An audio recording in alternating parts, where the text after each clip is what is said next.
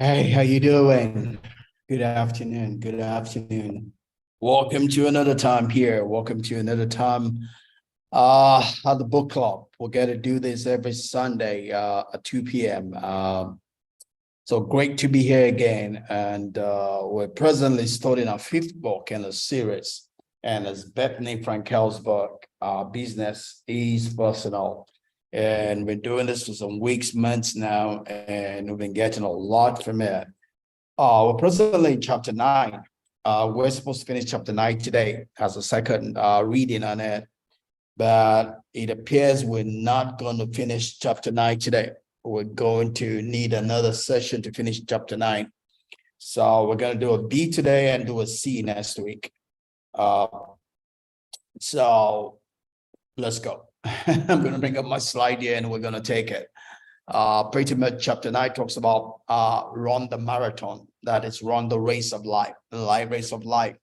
It's not a sprint, it is a marathon, right? It is a marathon, right? The race of life is a marathon. So don't run it like a sprint and lose all your energy. You need to be prepared for the short term and the long term of life. You live today as if that's all you got. You prepare for tomorrow as if you're going to live forever. Right, and we kind of looked at the a correlation, right, in the holy books when Jesus gives us the parable of the wise and the foolish virgins, pretty much telling us about the importance of being both prepared for the short term and the long term. And that's what we are pretty much looking at here, looking at how to prepare for the short term of life, the long term of life, and life as a whole, right? So let's take it from where we stopped last week. I'm going to shoot here with my slides here. So let me bring that. I believe you can see my slides. Pretty much Business is Personal, this book. And the summary of the book, or the theme of the book, is the truth about what it takes to live successfully while staying true to yourself.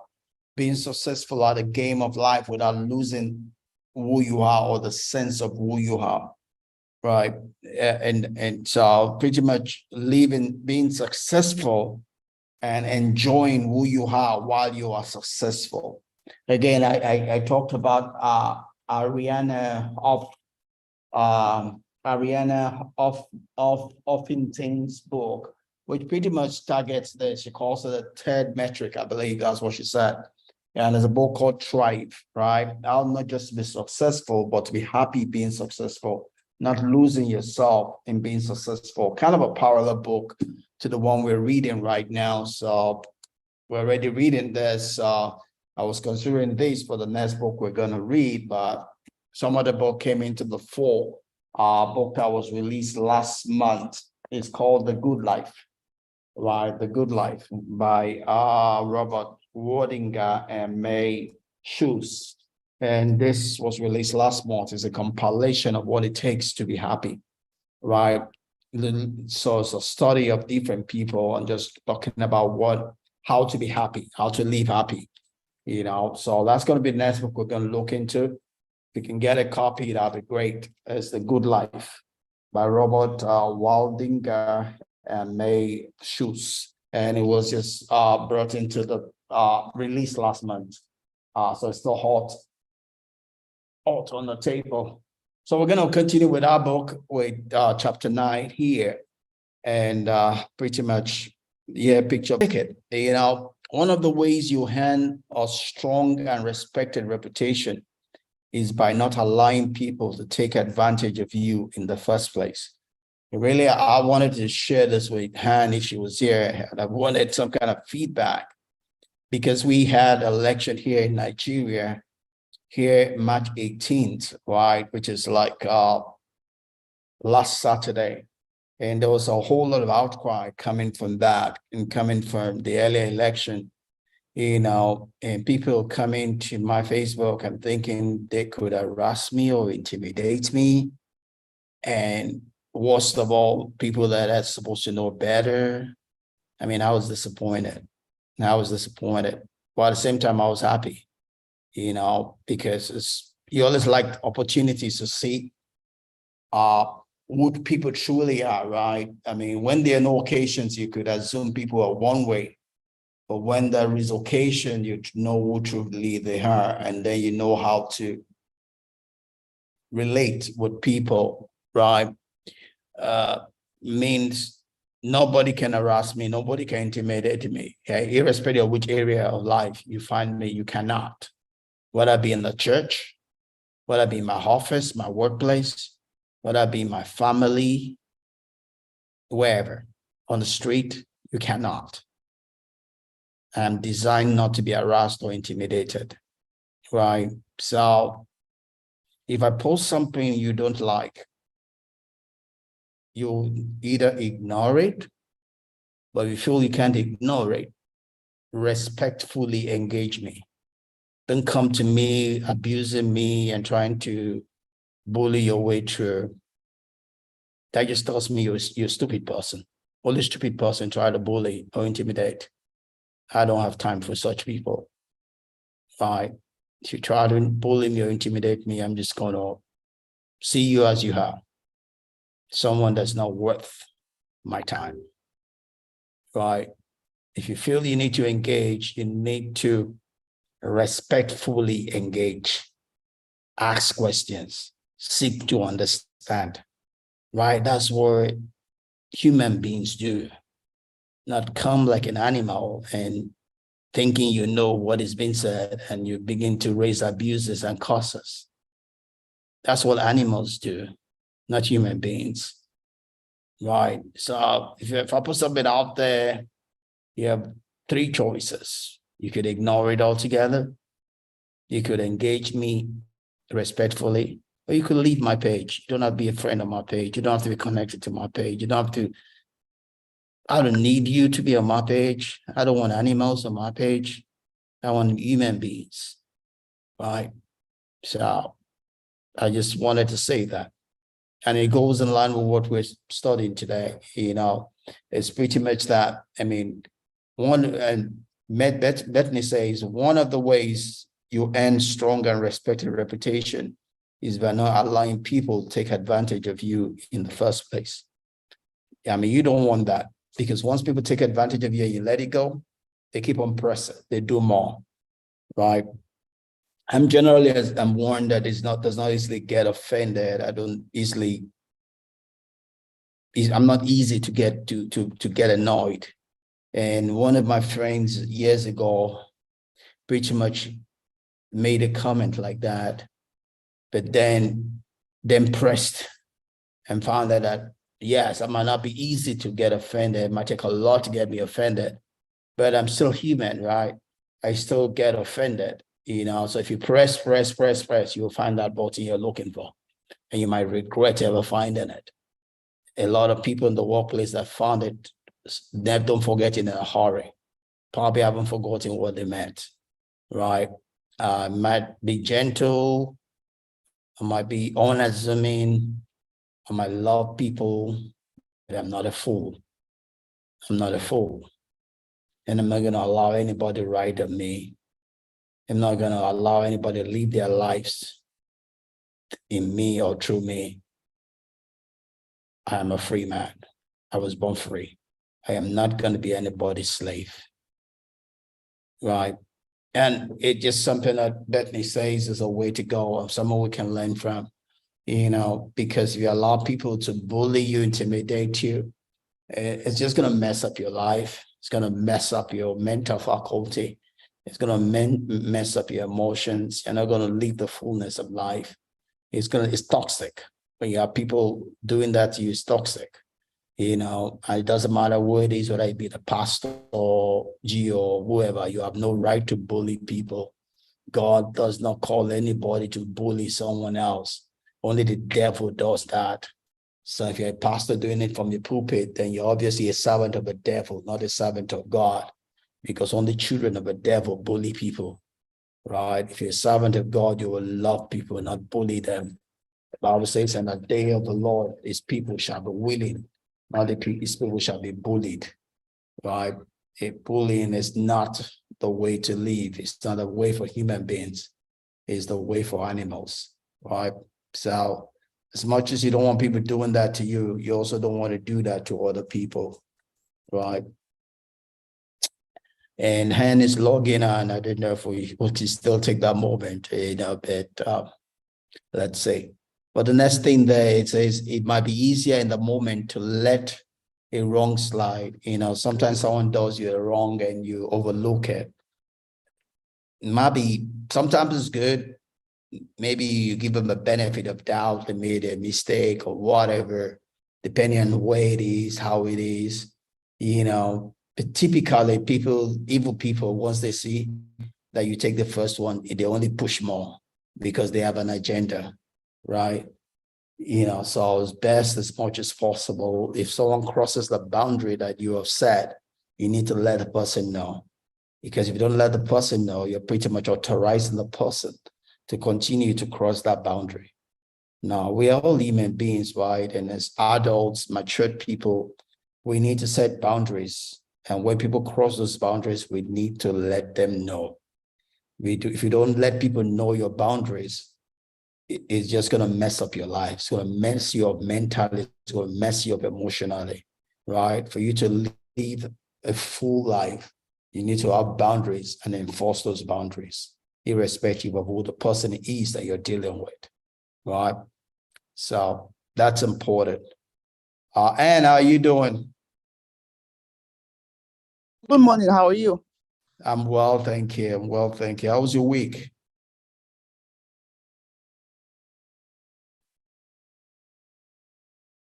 I said, how was your week?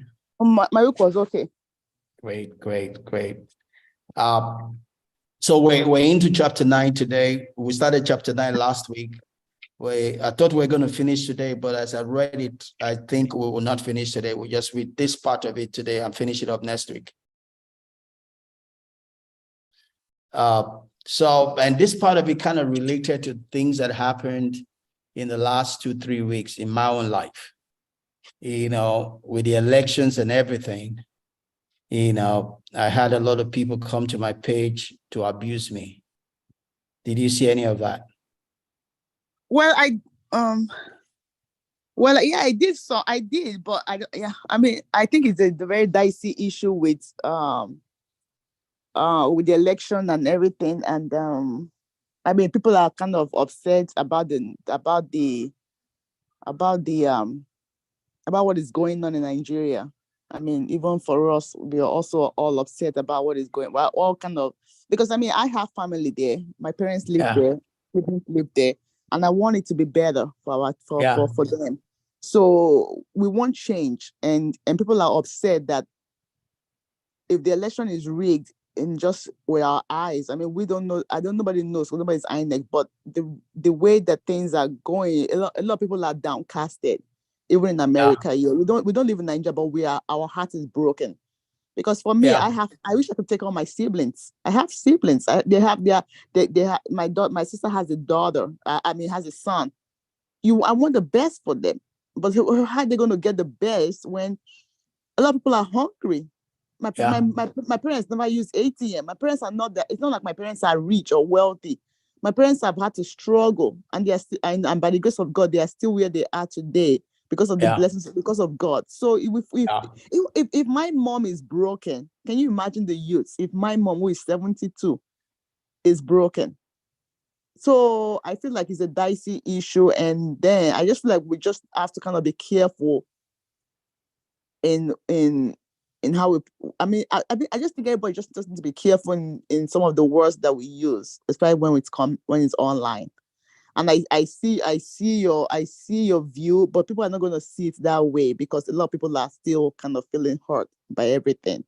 And so I mean, that's my take, is that I just feel like we all just need to be careful in what we say.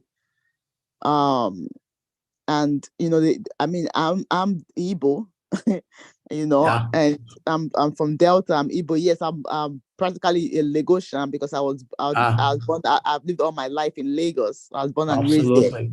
So I'm a Lagosian. I'm no longer. I'm not yet, but my parents are Lagosians because they've lived there since they were 18 years old, 20 years old. So they speak Yoruba. They start talking to Yoruba. You will not know that they're from they are from the Delta, because they're speaking fluently, and they're Lagosians. That's what they've known. So Yeah.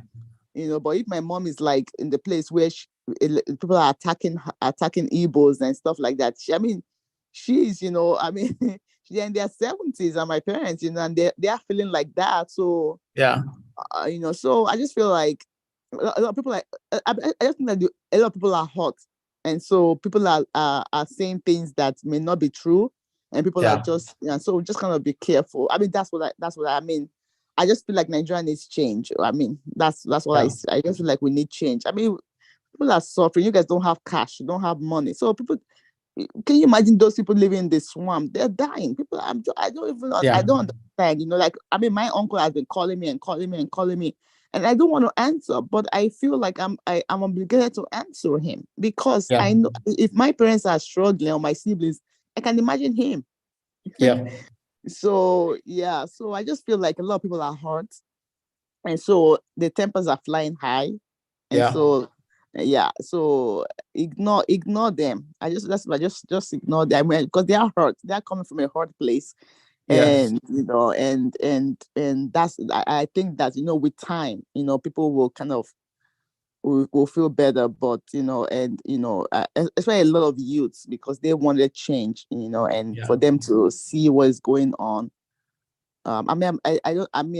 They're not our Jesus. All these leaders, they're not our Jesus. We don't feel like they can save us. Only God can. Yes. But it's time for people. It's time for I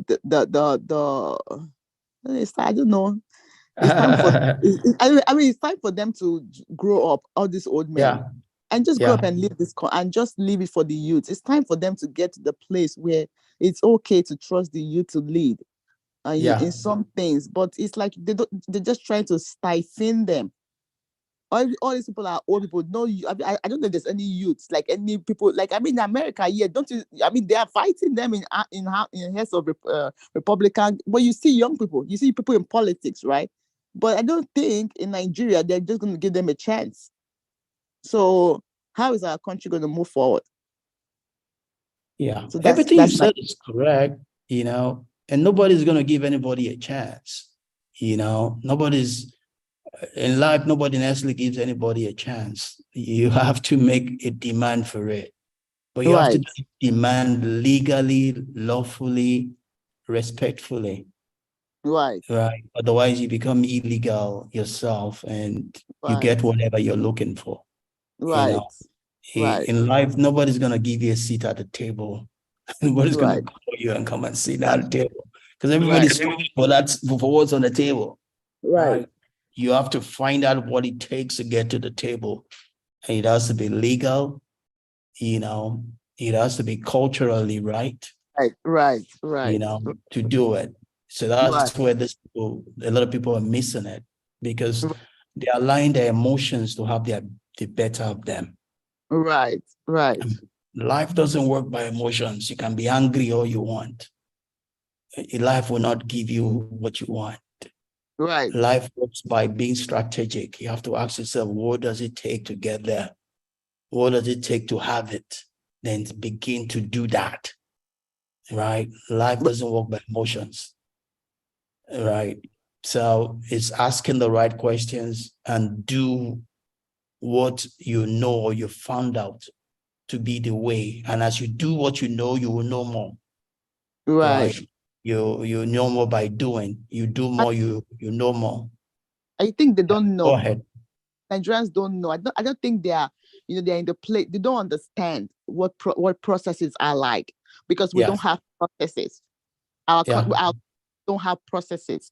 Just like America, they know they know where they're going to go. We'll take it to court. We'll take it to. When Trump came, he was screaming, yelling, shouting. When they told him that it was time. They have process. But in Africa, Nigeria, we don't have processes. So these people, they are helpless. I feel like that they are helpless, because Well, if you they take can't it say to they are court, helpless, I, if you because take it, even where there are no processes, there are processes, I don't right? think for me, okay, uncle, if you take it to court, who are there? It's not all the people in court. I don't know, all gonna be bribed, and then nothing's gonna be done about it. Yeah, but before you take it to court, you have to get to court. See, and we have so many examples, gay rights used to be illegal. How did they Right. become legal? It wasn't But- one day, it wasn't one Right. year. Right. It was systematic. Right. Today, they have placed people in the right places to give them the advantage, Right. right? The problem with our people is they are ignorant, they are Right. overly emotional, and they are not willing to wait.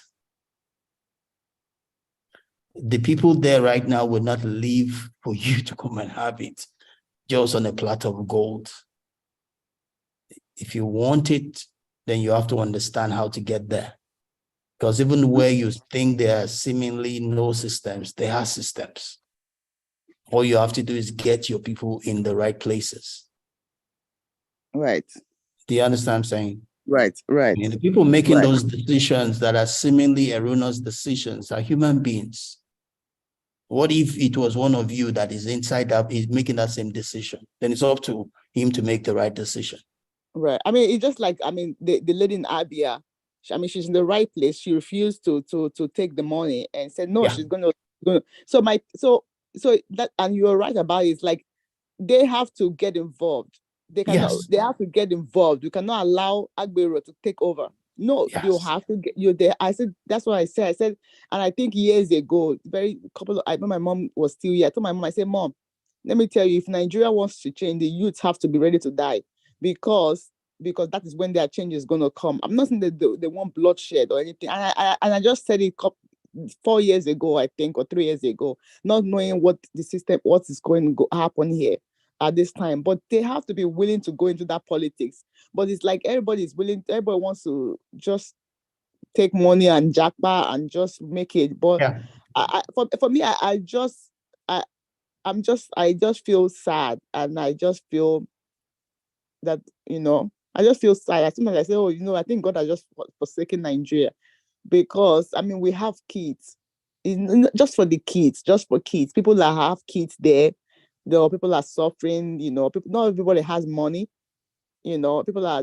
I mean, in America, yeah, there are people that are poor, of course. Who sleep under the bridge. But I mean, and who cannot have basic amenity, just even here too. But I mean, if you work hard, if you can be able to afford some type of basic amenities, and it should be like that in Nigeria. And Yeah. that's my. Yeah. But you see, the lady you spoke about in Abia is 1 out of 36. Right. What if there were many more of her? Many more. Right. Right. But Right. the same people shouting on the internet, how much are they reading? How much are they progressing to get to a level where they can sit in a seat like us? Right. It doesn't come by all this noise making. It doesn't come by Right. getting angry. It comes by being strategic. You Right. got to work to be in a position where your voice matters. Right. You can get angry all you want. If you're not in a place where your voice matters, things will continue to go against you. Yeah, that's true. I mean, I Yeah. don't know how their voice. I don't know how their voice are going to get madder when PDP, all these people are filled with these people that they don't want to give power away. They don't want that. They want to keep it. They So how can't is give their it voice? away. They How is, can't give it away because there are benefits to it. They're not going to give to anybody in a plot of gold. okay? If you want it, you'll have to be strategic. You have to do what it takes to get in a position of power. No, I don't think. I don't Right? think. I don't think that. I don't think that. I think. I don't know. I've kind of. It I doesn't don't have know. to be political power. The I've lost. VC in Abia it's not a political power. She's a VC. They use professors to collate the report. That's the No, only reason why she was able to have her voice matter. She's not a politician. right. What if other people that are technically knowledgeable can be like her? They don't have Right. to be Right. politicians. They just Right. appoint them. They're the ones that are going to make a difference in Right. who gets voted or not. Right. That's You will true. get the real thing. But if everybody's just shouting and they're not reading their books, they're not progressing in whatsoever profession they are not in a place where they can talk and their voice gets heard. I mean, it's just going to be continuing. They're just going to be making noise forever.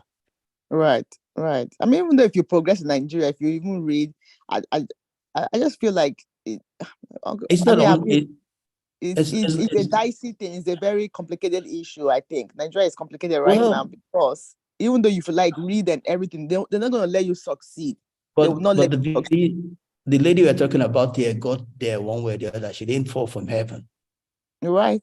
That's true. So how about if we have two more of her, or three more of her, or Right. four more of her?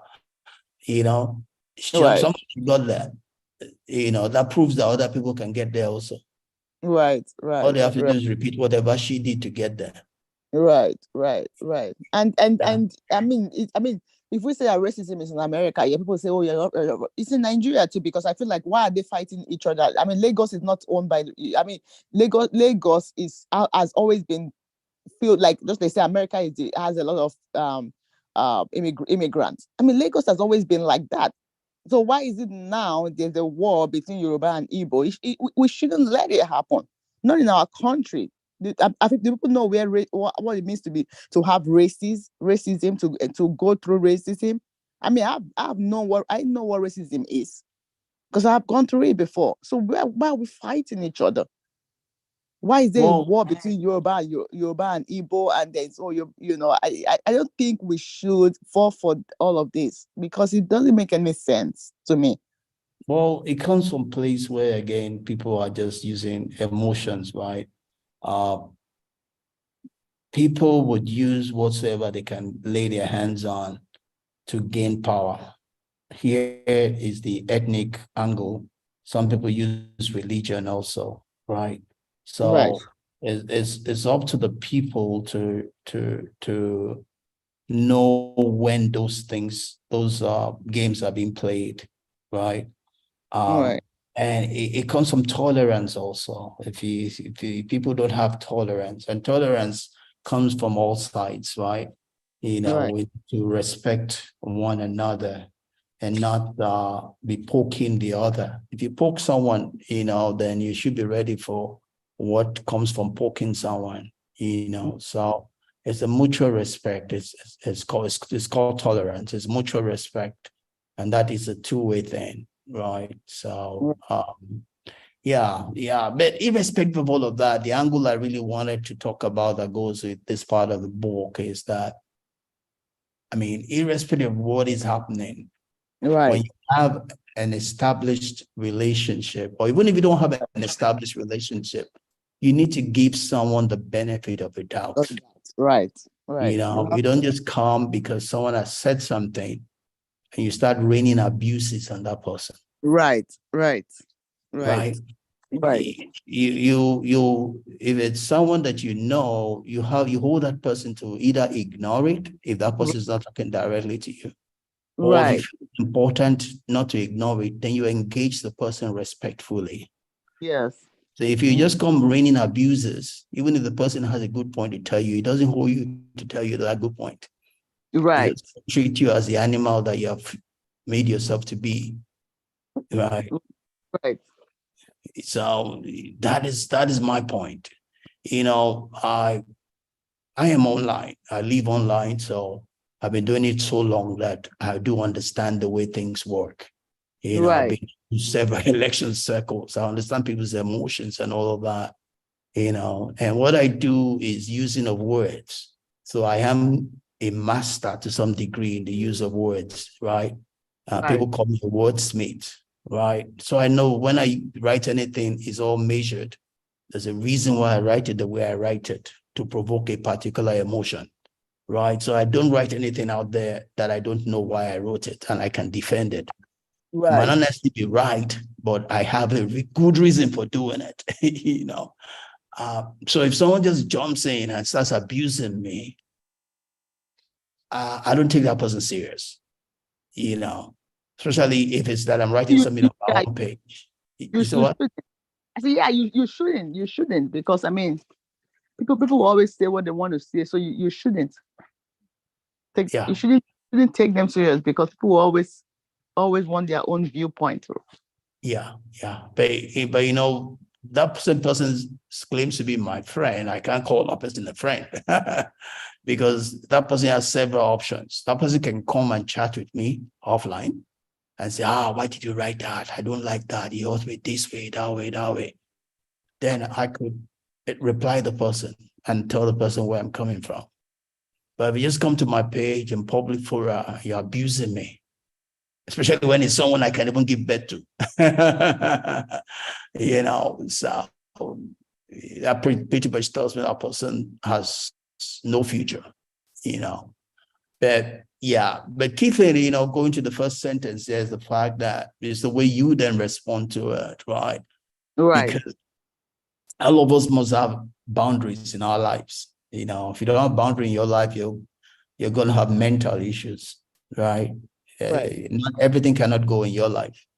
You must Right. set functional boundaries in your life, especially when it has to do with relating with people.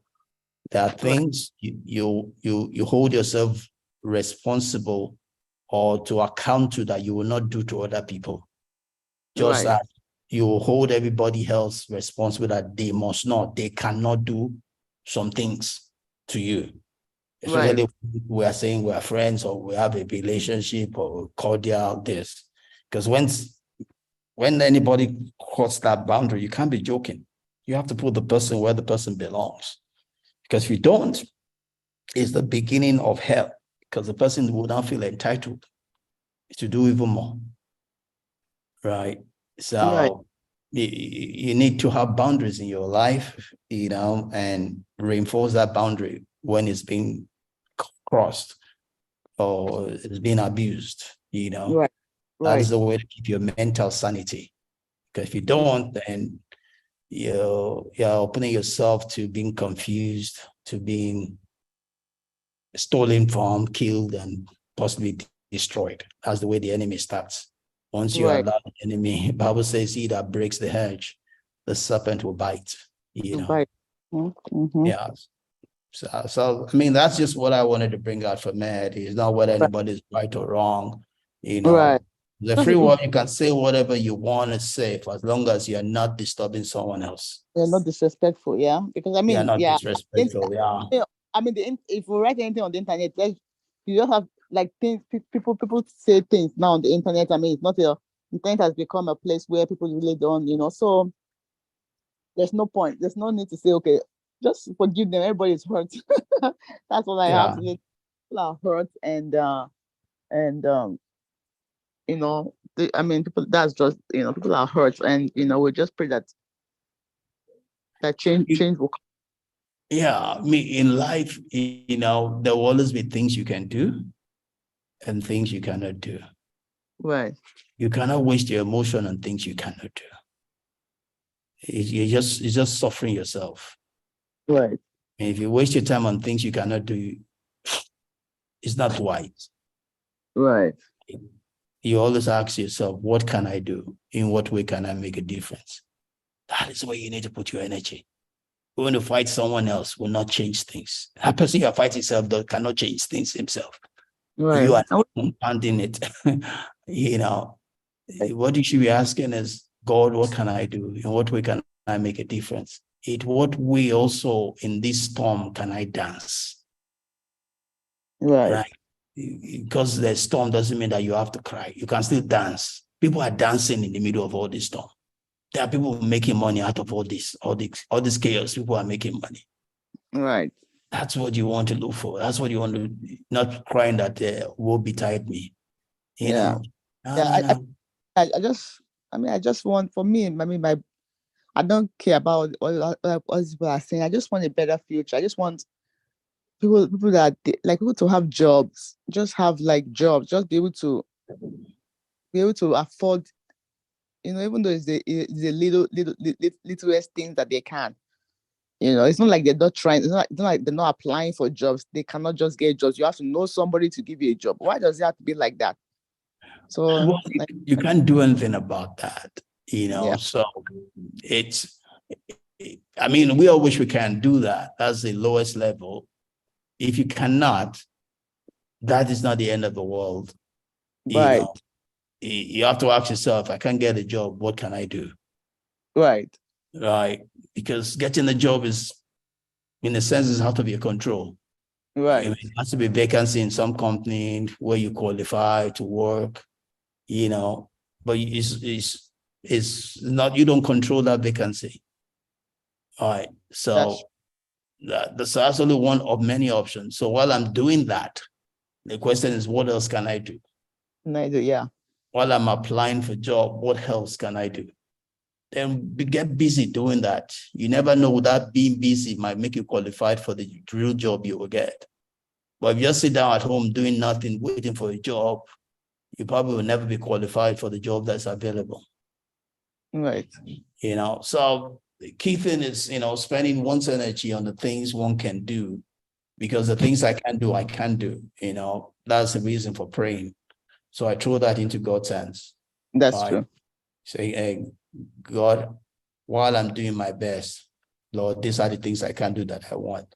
And you keep on praying and working on what you can do. That is all you can do, right? Right. You can't control who's going to be president, who's not going to be president, what policy they will bring, what policy they won't bring, whether there'll be more job, no job, money, no money. You can't stay worrying about that because it's outside your control. What you're looking for is irrespective of who is in government, irrespective of what policy they have. I want to succeed. Right. That is what you have to look for. That's what you have to believe God for the idea, to do, that's where you need to put your energy, right? So, yeah, God give us all wisdom. Amen. So the second sentence Bethenny has there, says, it might be easier in the moment to let a wrong slide. It's easier. Someone has offended, is it? Don't worry. Just, problem with letting the wrong slide is that you are empowering the person that is doing the wrong. Because if someone wrongs you and you don't let the person know, the person might then feel that you like it. I've seen many people divorce after years, and they're wondering how they got there. But they got there by the little things they allowed. In allowing those things, they created a demon, they created a monster. Now they want to change that monster to a good person overnight, whereas they created that monster over years, right? Because each time you don't correct that error, that person feels a sense of entitlement to do it, right? And then years after, you now say, oh, I didn't like it. Oh, it's always this, it's always that. But you've already showed the person over years that you like it. A person cannot change overnight. Even though now the person realizes that you don't like it. It took 5-10 years to create that character. It might create another several years to undo it. So it helps to tell people anytime they cross the boundary, but you don't necessarily need to say it disrespectfully. You say it respectfully, right?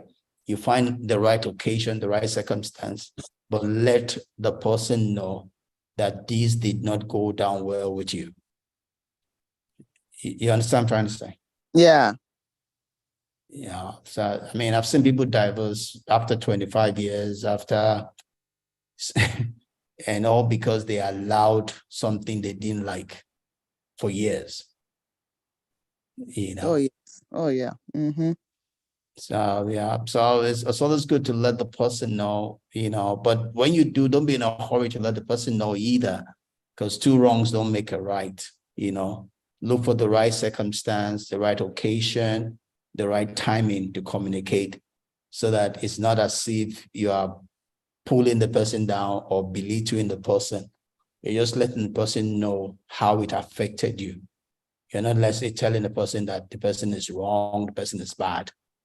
You're assuming the person did it with the right intention. However, that intention did not go down well with you. So you're pretty much just communicating the way it affected you. That's important.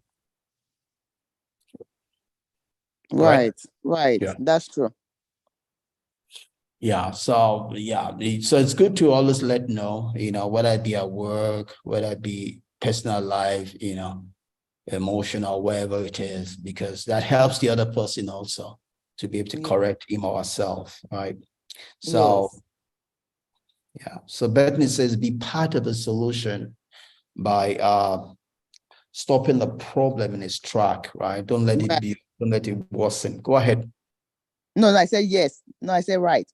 Yeah. So that's important. So never accept anything less than you deserve.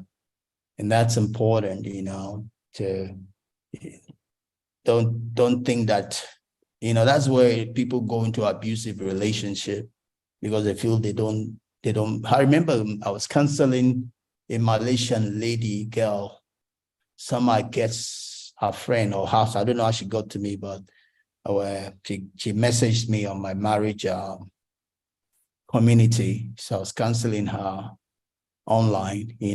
She's engaged to a Cameroonian, who stays in a house.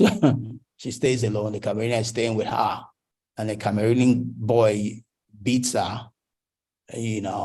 So there was in a physically and emotionally abusive relationship. The guy wasn't working. She was working. She was one footing all the bills and all of that stuff. And I was asking her, why is she not leaving the relationship? She feels like if she leaves the relationship, no other person will come to her. She feels she's not beautiful enough to attract someone else. So somehow she was coping with the abuse and all of that. And a whole lot of people like that who just feel like, wow, if I leave this relationship, I won't get another one, or this person is the best, I can't get anyone better or as good, or I'm not worthy to be loved and all of that. That is on the emotional side, but it could also apply even in ordinary platonic relationship. That's why you have all this peer pressure in schools. You have a bully and people are following the bully even though they know it's a bully because they don't have a right estimation of who they are. They feel being associated with a bully, raises their status, and their emotions are just torn apart, by reason of that. Because each time you're working with a bully, you are losing a sense of who you are. So it affects your relationship with other people also, because what you are receiving from the bully is transferable to every other relationship. You always have a sense of not being enough, right? And then it translates in the workplace also, where you might have a bully, or you don't call for the salary you deserve, you don't call for the job you deserve. You feel that, wow, they're doing you a favor. Even just the employee are doing you a favor because you don't have a right estimation of yourself. So it's the right way to live in life is to know who you are and don't accept anything less.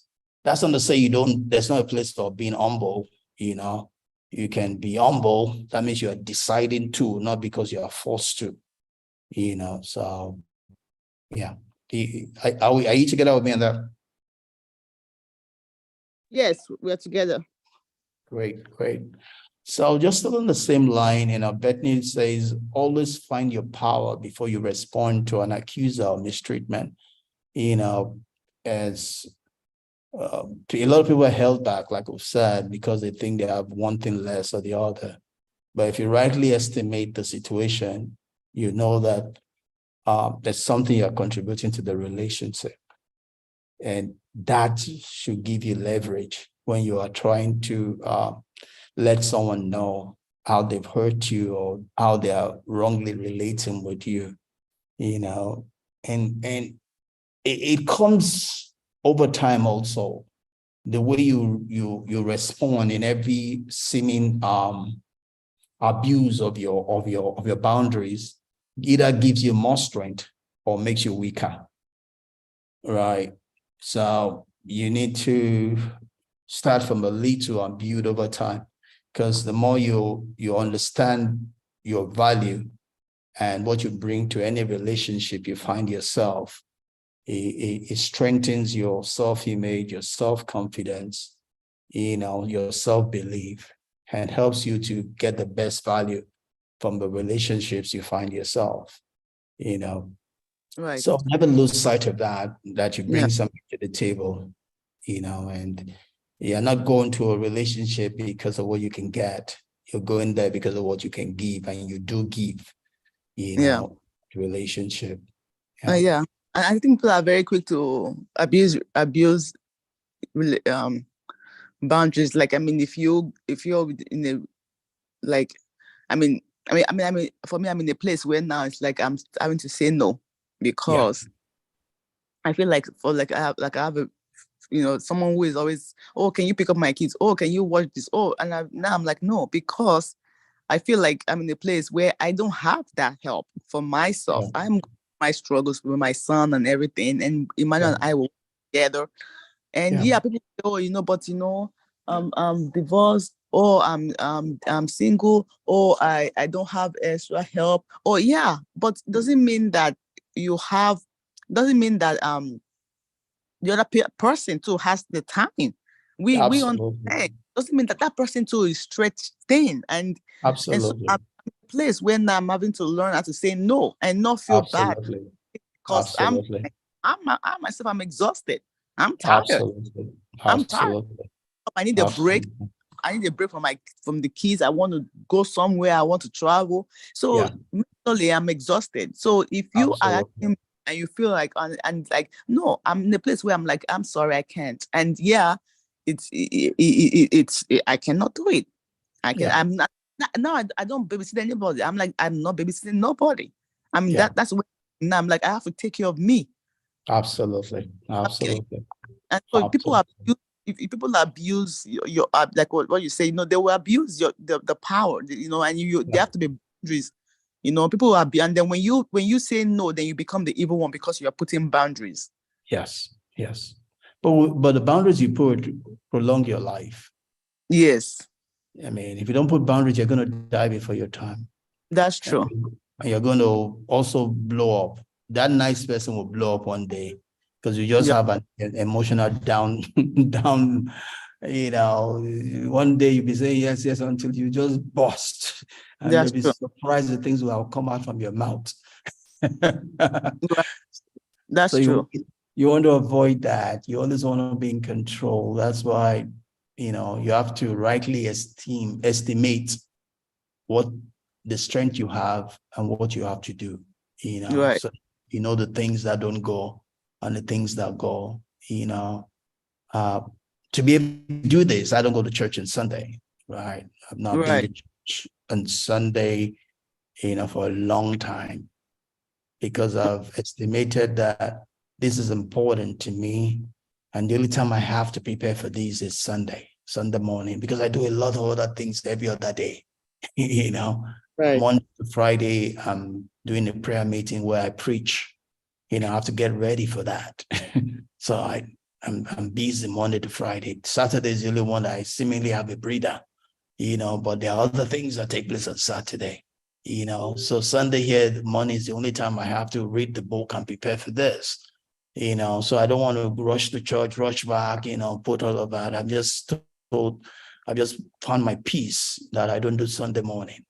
Sunday morning is to prepare for this, right? It doesn't sound religious, Right. Doesn't sound but really. Yeah. I mean, that's what I'm going to sound. so what? Yeah, it doesn't sound religious. I mean, people like now, like, oh, you need to be in person in church, and Uh-huh. Uh, I mean, like for me, like I mean, I get to church, but sometimes I don't get to go because Azariah is not able to control his emotions, and so he's easily frustrated, and then he throws tantrums, and so sometimes I just stay home with him because yeah. I'm about to deal with Sunday school, calling me to come pick him up, and so Uh-huh. till God does the work that he wants to do in his life, Yeah. so yeah, is it hard that I cannot go? Yes. Is it a tough situation that you are not able to go to church, and because this is what is going on, you have a kid who is going through some challenges, like, he's a kid, he will get there.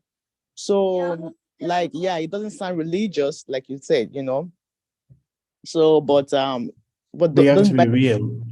yeah, but don't the Bible say that we should not forsake the God, the what's it called, do not forsake. Assembly. Yes.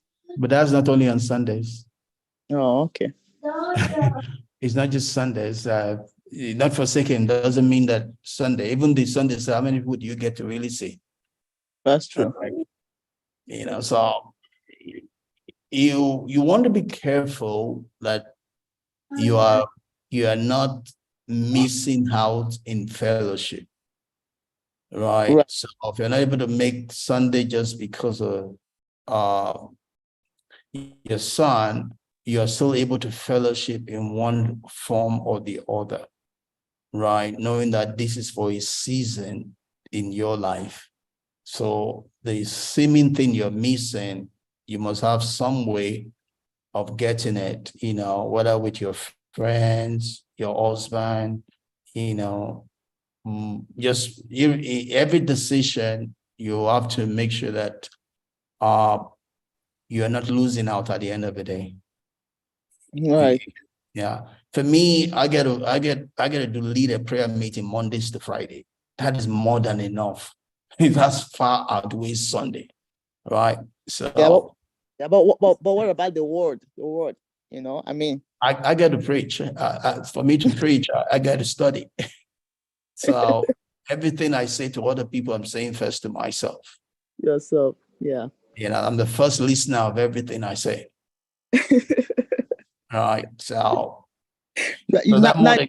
go ahead. You don't fit religion anymore. You don't fit religion, so you're stepping on people's toes.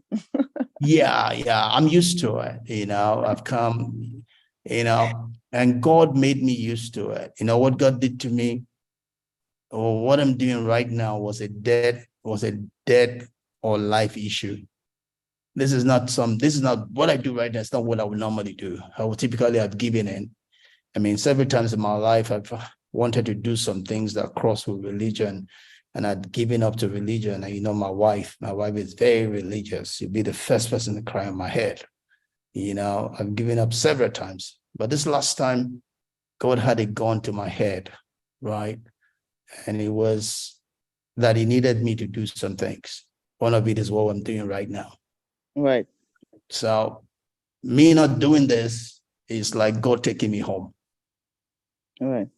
So you see, that's what I'm weighing against. That's why it's easy for me. Right. So I'm alive to do this. Right. I'm not alive to play religion. I've been this 40 years as a Christian. There's no word I'm not listening to. Right. It's not about listening to going to sit down to someone's ministry right now. I mean, not as if I don't do it, but that's not the priority. Priority is doing what I believe God will have me do. Yeah. So irrespective of who gets hurt. Right. My wife would love me to be there. I mean, she has played all the cards she can play, but I know if I don't do what I'm doing right now, I'm like telling God it's time to go home. You understand what I'm saying? Right. The only essence of me being alive is not the business I do, it's me doing what God has asked me here to do. Right. If I'm not doing that, then it's like it's time to go home.